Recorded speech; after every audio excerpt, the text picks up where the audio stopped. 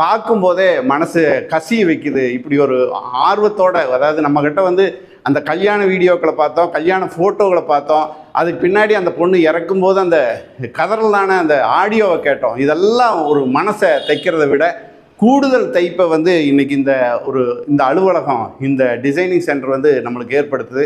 அதைத்தான் உங்களுக்கு விளக்குற விதமாக இன்னும் சொல்லப்போனால், அந்த பொண்ணுக்கிட்ட 3 சிம் கார்டு இருந்ததுங்கிறாங்க. அந்த 3 சிம் கார்டில் ஒரு சிம் கார்டு வந்து அவங்க வீட்டுக்காரர்கிட்டவோ அல்லது அவங்க அப்பா கிட்டவோ பேசுனதா ஒரு கதை சொல்கிறாங்க.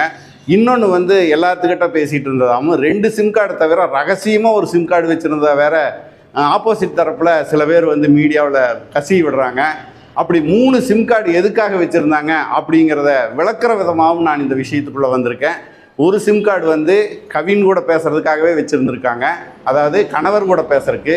இன்னொரு சிம் கார்டு வந்து உற்றார் உறவினர் அப்பா உட்பட எல்லாத்துக்கும் பேசுகிறதுக்கு வச்சுருக்காங்க.